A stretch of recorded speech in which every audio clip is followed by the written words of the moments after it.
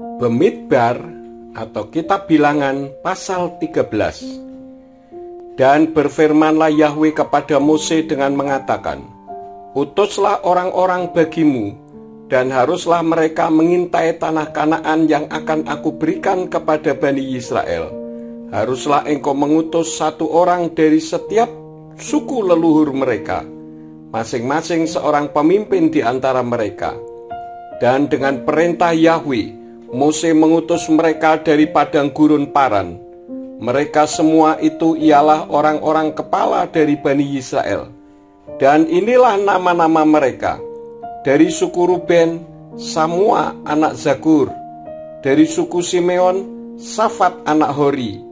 Dari suku Yehuda, Kaleb anak Yefune. Dari suku Isakar, Yigal anak Yosef. Dari suku Efraim, Hosea anak Nun. Dari suku Benyamin, Palti anak Rafu. Dari suku Zebulon, Gadiel anak Sodi. Dari suku Yosef, yaitu dari suku Manase, Gadi anak Susi. Dari suku Dan, Amiel anak Gemali. Dari suku Asyer, Setur anak Mikael. Dari suku Naftali, Nahbi anak Wofsi. Dari suku Gad, Guel anak Maki. Inilah nama-nama orang-orang yang Mose telah mengirimnya untuk mengintai negeri itu. Dan Mose memanggil Hosea anak Nun, itu Yehosua.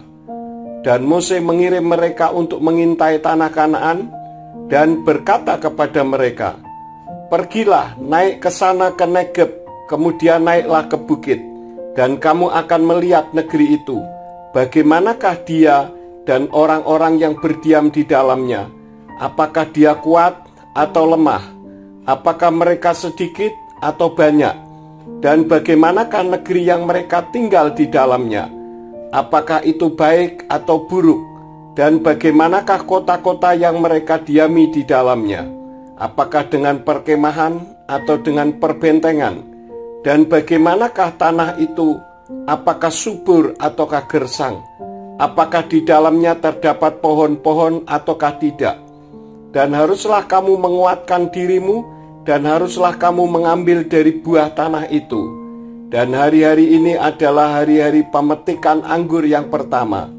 Lalu mereka naik dan mengintai negeri itu, dari padang gurun Sin sampai Rehob untuk memasuki Hamat. Lalu mereka naik ke Negeb dan sampai ke Hebron. Dan di sana ada Ahiman, Sesai, dan Talmai, keturunan Enak. Dan Hebron telah didirikan 7 tahun lebih dahulu dari Soan di Mitsraim. Maka sampailah mereka di lembah Eskol, dan mereka memotong satu cabang yang memiliki satu tandan buah anggurnya di sana. Lalu mereka memikulnya berdua dengan kayu usungan. Mereka juga membawa beberapa dari buah delima dan dari buah ara. Untuk tempat itu, orang menamainya lembah Eskol, karena tandan buah anggur yang Bani Israel telah memotongnya di sana.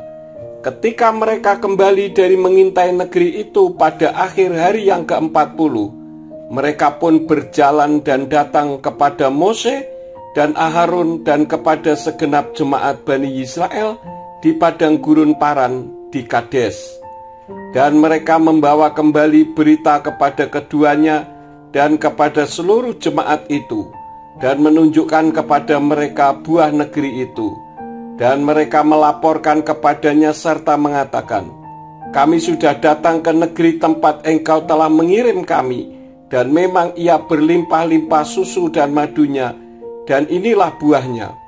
Namun yang tinggal di negeri itu adalah bangsa yang kuat, dan kota-kotanya sangat besar, sulit ditembus, dan lebih lagi, kami sudah melihat orang-orang Enak di sana. Orang Amalek tinggal di tanah Negeb, dan orang Het, dan orang Yebus, dan orang Amori tinggal di bukit, dan orang-orang Kanaan tinggal dekat laut, dan pada sisi sungai Yordan. Namun Kaleb menenangkan bangsa itu di hadapan Mose serta berkata, kita pasti akan maju dan memiliki negeri itu, karena kita sanggup menguasainya. Tetapi orang-orang yang telah pergi ke sana bersama-sama dengannya berkata, kita tidak sanggup untuk maju kepada bangsa itu karena dia lebih kuat daripada kita. Mereka juga menyampaikan kabar buruk kepada Bani Israel tentang negeri yang telah mereka intai dengan mengatakan, negeri yang telah kami lintasi untuk mengintai di dalamnya adalah negeri yang memakan mereka yang mendiaminya, dan semua orang yang telah kami lihat di tengah-tengah mereka adalah orang-orang yang tinggi.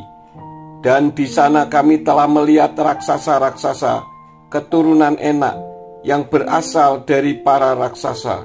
Maka di mata kami menjadi seperti belalang, dan demikian pula lah kami di mata mereka.